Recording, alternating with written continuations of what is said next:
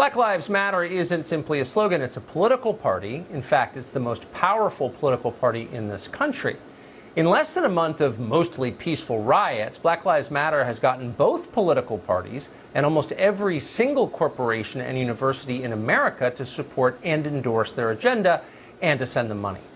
But the question remains, what is that agenda? Almost nobody is asking that question, which ought to tell you something. According to co-founder Patrisse Cullors, one of the group's main priorities is overthrowing the president. Not figuratively in the next election, but literally overthrowing him right now. Hands down, Trump not only needs to not be in office in November, but he should resign now. While we're also going to continue to push and pressure Vice President Joe Biden around his policies and relationship to policing and criminalization. That's going to be important. But our goal is to get Trump out. But for Black Lives Matter, toppling the government is just a start. The Movement for Black Lives, that's a major Black Lives Matter organization, wants skin color-based reparations and a ban on all deportations of criminal foreign nationals, no matter what they did. Yet for the past month, the group has been completely above criticism for some reason.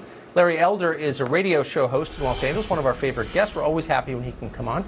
Larry, thanks so much for coming tonight. Why? So Black Lives Matter, and I do tip my hat to them, has achieved more political power in a shorter period of time than any group I've ever seen. Ever. More than Ross Perot in '92. It's amazing. Why haven't we seen a forensic examination of what they're calling for?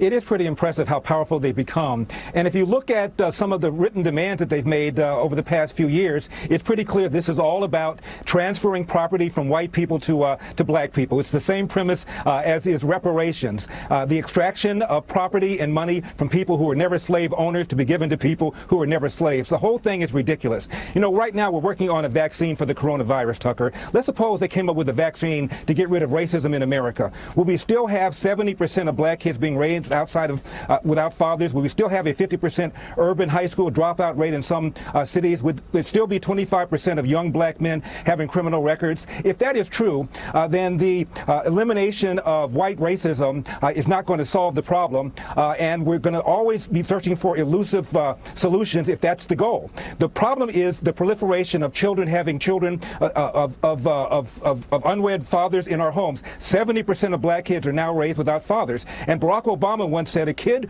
raised without a father is 5 times more likely to be poor and commit crime, 9 times more likely to drop out of school, 20 times more likely to end up in jail. It is far and away the biggest problem facing America, and the eradication of white racism will not solve these problems. When one of your biggest constituencies is unmarried mothers, as is true for the Democratic Party, you can't say that. So, but you do say that. You've taken an enormous amount of crap for saying that. You've just produced a new movie called Uncle Tom about black conservatives. I mean, does it explain what it's like to be you right now?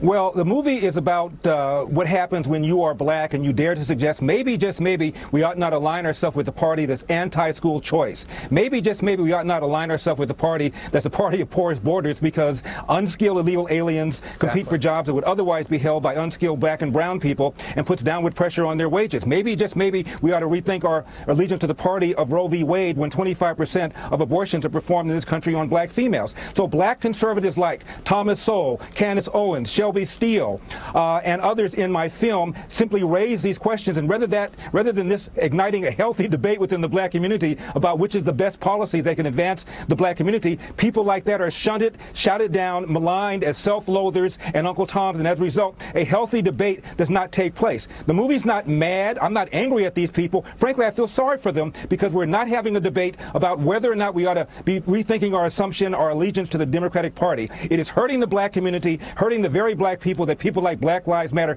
claim that they care about. That's why I've done this movie, Uncle Tom, and you can go and purchase it at uncletom.com. And I hope that people will. And the most poignant part, I've seen this for 30 years just watching, is that when you pipe up and give your opinion, no one even engages your argument. Instead, they denounce you personally on the basis of your DNA. That would drive me crazy. I don't know how you're so cheerful after all these years. But Godspeed on the movie. In a 25-year career, Tucker, I've invited Jesse Jackson on my program. I've invited Maxine Waters, Al Sharpton, Louis Farrakhan. They won't come. But one black leader, Kwesi Mfume, did. He was president of the NAACP. Yeah, I know. And I said, Mr. Mfume, as between the presence of white racism or the absence of black fathers, which poses a bigger threat to the black community? And to his credit, Tucker, without missing a beat, he said the absence of black fathers. Yeah. I think he had a number of children out of wedlock himself, if I'm remembering that correctly. But it's I think he's turned his life around and is a role model for that. Yes. Yes, the former Frizzell Gray. I remember all of this. It's amazing. Larry Elder, great to see you tonight. Sure. Thank you so much. My pleasure. Thank you for the time. I appreciate it. Well, CNN has spent years telling us walls don't work. So how did CNN react when they wanted to control unwanted